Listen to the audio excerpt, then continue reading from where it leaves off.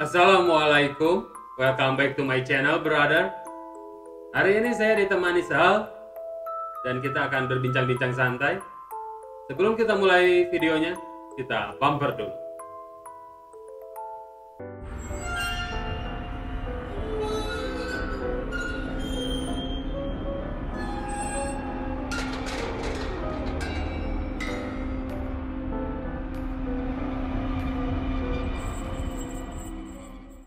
Ya, Panbis, hari ini saya ditemani Zal dan saya banyak pertanyaan juga buat dia mengenai hal-hal apa aja yang dia pelajari selama ini. Ya, mungkin kita perkenalan lagi dulu aja. Gimana kabarnya Kang Zal? Kabar saya sehat. Oh, sehat selalu ya. Harus sehat. Kegiatan aktivitas apa aja nih selama ini yang dikerjakan? Aktivitas sekarang karena lagi pandemi, Hah? paling jalan-jalan, sepeda-sepedahan. Oh, sepeda-sepedaan ya. Kemarin sempat jualan juga. Oh, jualan. Gimana nih? Saya mau tanya nih, Kang Sal tuh itu mempelajari apa nih selama ini? Kata rumor-rumor dari teman-teman gitu ya, Kang Sal tuh lagi, kalau yang saya dengar gitu ya, sedang mengikuti tenaga dalam gitu, latihan tenaga dalam. Oh, tenaga dalam. Gitu. Ya. Jadi sebenarnya gini, kan dari pandangan umum tenaga dalam tuh seperti seseorang yang memiliki kekuatan, Ya, kemampuan yang luar biasa. betul. Nah, tenaga dalam ini yang saya pelajari ternyata itu tentang mengenal diri. Oh, mengenal diri malahan ya? Iya. Ya kan di persepsi saya antara ilmu ke tenaga dalam tuh kan memperkuat diri aja gitu. Ya.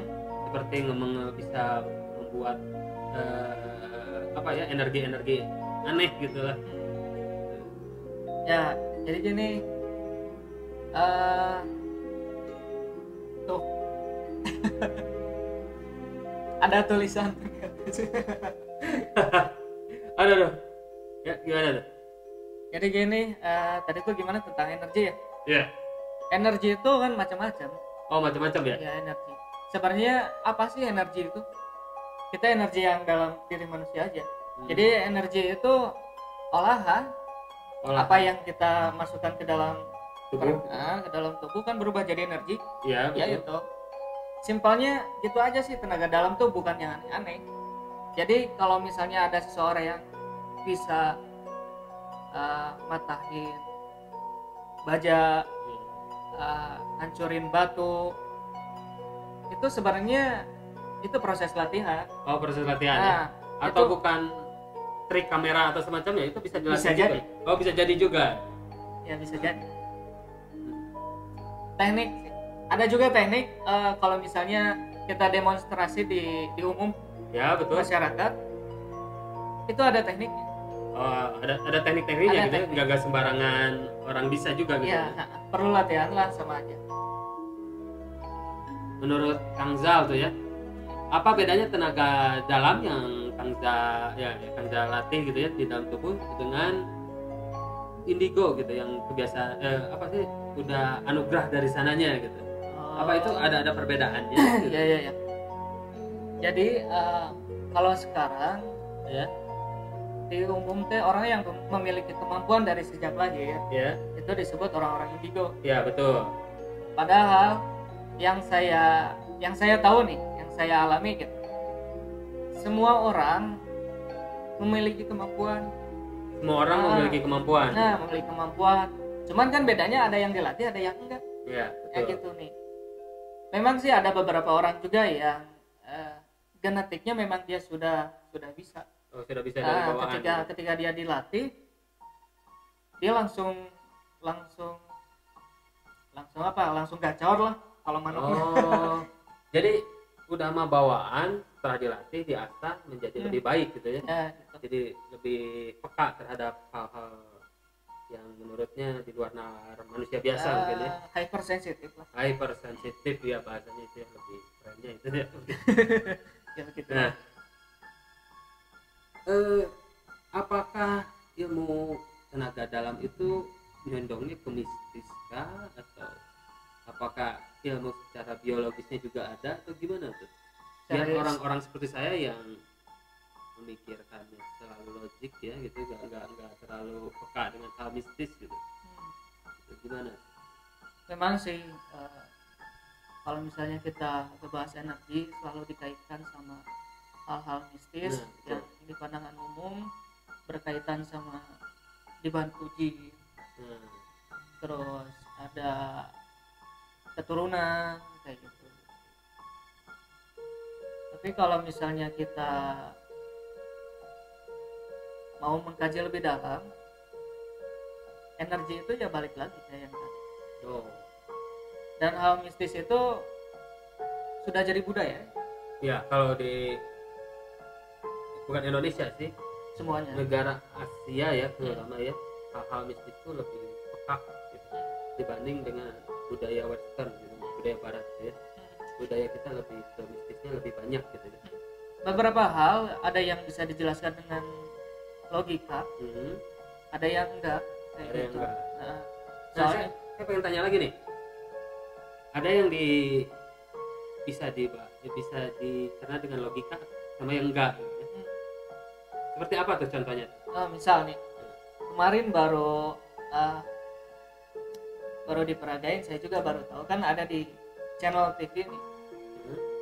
dia tuh mijit pasiennya, dia seorang terapis, Iya. dia mijit pasiennya dan si pasiennya sampai teriak-teriak. Oh iya ya, I know. Ya. Pernah Nah. nonton tuh itu pernah nonton. Uh, nah, penonton tuh ada yang menganggap seolah-olah itu dibantu jin atau dia mempunyai kekuatan yang sangat luar biasa. Iya, betul.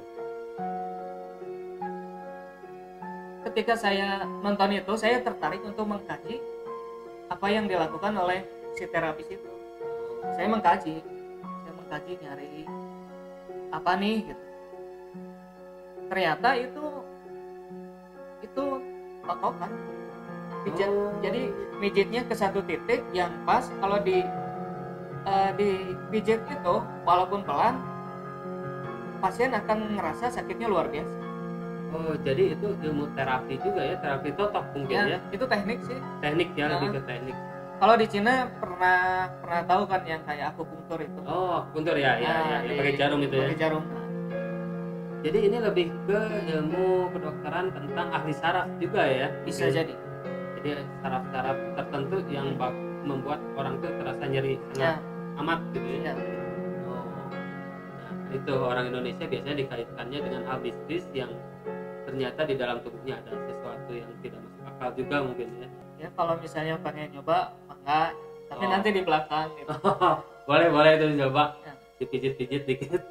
Mudah-mudahan relax sampai tidur ya. Pijit di satu titik, totok. Oh, tetap gitu ya. Totok. Gak suruh badan biar enak sekali.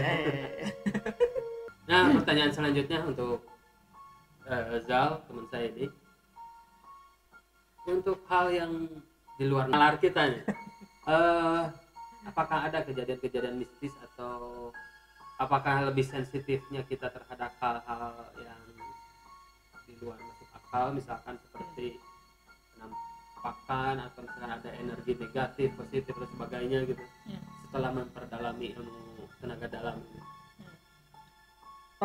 Saya pernah beberapa kali mengalami, ada ketika saya sendiri, ada juga ketika saya bersama teman saya explore. Di sana banyak kejadian yang kalau dilihat dengan kasat mata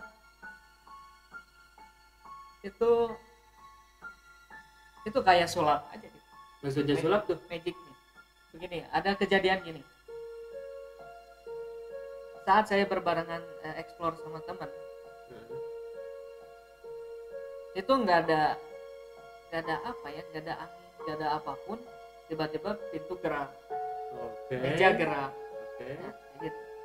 Memang di situ nggak bisa dilihat, tapi saya bisa ngerasain dengan indera terasa yang ada. Nah, itu pengalaman yang apa ya, menurut saya biasa. Ada yang lumayan juga nih waktu di area sana. Ini luar biasa gini kayak sulap. kita lagi latihan nih. Kita lagi latihan. Tenaga dalam juga. Eh, Latihan apa tuh? masuknya sih lebih ke kita ngerasain sesuatu di sekitar kita. Kita ngeblend dengan yang ada di sekitar kita. Oh, menyatu dengan alam mungkin ya gitu ya. Ya, bisa dibilang menyatu dengan alam. Saya ngelihat sosok tapi bukan dengan mata. Perempuan. Perempuannya rambutnya panjang, terus bajunya warna merah, mukanya nggak jelas, tutup sama Rambut. Ini bukan dengan mata langsung ya, dengan apa yang susah dijelasinnya, kayak virtual gitu, cuman munculnya di otak. Oh, Splash gitu sesaat. jadi kayak kita berimajinasi gitu ya. Kalau imajinasi kan membayangkan sesuatu dengan menyengaja. Kalau Iya, ini betul. nggak sengaja langsung muncul di kepala, tiba-tiba cerit. Nah kayak gitu nih kelihatan itu, dan nggak lama itu ada pohon gede kan di situ tuh. Terus tiba-tiba ada suara ledakan, dar di pohon. Kita agak refleks dong, langsung lihat ke belakang. Ternyata si batang pohon belah, hancur, jatuh ke bawah. Batang pohonnya gede. Aneh gitu. Ya itu nggak bisa dijelasin. Saat ini nggak bisa dijelasin dengan logika. Ya betul, itulah perbedaan kenapa kita ada logika dan pemikiran spiritual mungkin ya. Ya mungkin karena kan kita ada keyakinan, kepercayaan, Ya, terus ada sains, ilmuwan. Sains. Karena orang-orang yang berpikir dengan logika pasti harus ada sainsnya ya, ada ilmiahnya, ada. Kenapa bisa gitu kan ada rinciannya gitu. Ada rinciannya, ada tahapannya. Oke. Analisa lah. Analisa, ya betul, lebih ke analisa. Ya. Zal ini berlatihnya dengan sendiri atau ada guru spiritualnya? Jadi lanjut ya. Iya, ini saya pengen tahu lebih detail sedikit gitu. Begini, dulu sedikit cerita dulu ya, Iya, flashback. dulu. Jadi dulu tuh saya merasa ada sesuatu yang beda saya sama orang lain. Yang saya belum tahu kalau itu ternyata sensitivitas saya lebih tinggi dari orang normal gitu ya. Orang lain aja ya. Oh ya, orang lain. Orang lain Ya orang lain betul. kalau orang lain normal, saya abnormal berarti. Maksudnya dengan orang yang ya boleh orang lain aja. Dengan orang umumnya gitu ya. Nah, lalu di situ saya banyak belajar, sharing sama orang lain. Intinya belajar sendiri lah. Tapi kan belajar sendiri juga butuh masukan. Iya betul. Saya pelajari banyak banget yang saya pelajari. Sampai hal-hal yang mungkin makanya kalau ngejelasin tentang sesuatu yang susah dilihat dengan kasat mata, itu kita dianggap gila. Betul. Makanya saya belajar sendiri. Betul. Udah gitu saya nemu tempat yang di sana saya bisa mendalami hal-hal seperti ini. Tapi saya tetap konsisten kalau misalnya semua ini bisa dipecahkan dengan logika. Oh, jadi bisa ada logikanya juga ya. Oke, itulah cerita dari Zal mengenai apa yang dia pelajari selama ini. Dan untuk kedepannya kita ada program baru, yaitu explore tempat ya mungkin. Dan ditemani oleh Kang Zal ini untuk menjelaskan ada apa aja sih di tempat-tempat yang mungkin bisa disebut urban legend ya di Kota Bandung ini ya. Boleh. Ya, untuk kalian mungkin sekian video dari kita. Saya Andrew Setiaji. Saya Zal.